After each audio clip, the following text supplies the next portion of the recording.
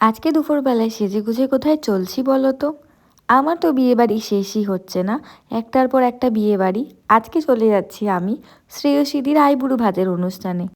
আগের দিনও সঙ্গীত ছিল, যেদিন আমি যেতে পারিনি। তো আমার জন্য অঙ্কিতাও যেতে পারেনি, তো আজকে দুপুরবেলা আমি আর অঙ্কিতা দুজন মিলে চলে গেছিলাম শ্রেয়সীদির বাড়িতে। আজ শ্রেয়সীদির আইবুড়ো ভাতের অনুষ্ঠান দুপুরবেলাতেই ছিল, তো ওকে খুব সুন্দর করে সাজিয়ে দিয়েছিল ওর এই বান্ধবীটা। খুব সুন্দর লাগছিল ওকে আজকে। তো আমি ওকে বললাম, দাঁড়াও তোমার কটা ক্লিপস তুলি।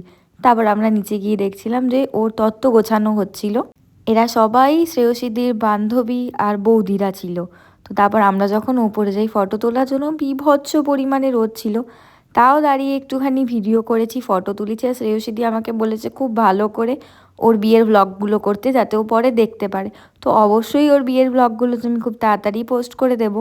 এতগুলো খাবার খালি সামনে সাজিয়েই দেওয়া হয়েছিল, ও কিচ্ছু একা একা খায়নি, সবাইকে দিয়ে খেয়েছে। এখানে সব সেট করা হচ্ছিল ফটোশ্যুটের জন্য, আর একের পর এক সবাই ফ্যামিলি মেম্বার্সকে আশীর্বাদ করে দিচ্ছিল। তারপর আমাদেরও জেঠু বললো গিয়ে খেয়ে নিতে, তো আমরা আগে খাওয়া দাওয়া করতে চলে আসি।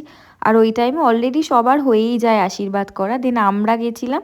তখন আমরাও ফটোশ্যুট করি, কিন্তু সেই ক্লিপসটা আমাদের কেউ তুলে দেওয়ার মতন ছিল না। যাই হোক, তো সেদিন তো খাওয়া দাওয়া সব কিছু হওয়ার পর আমরা সেদিন দুপুরবেলায় ওর বাড়ি থেকে চলে আসি, কারণ পরের দিন ওর বিয়ে ছিল।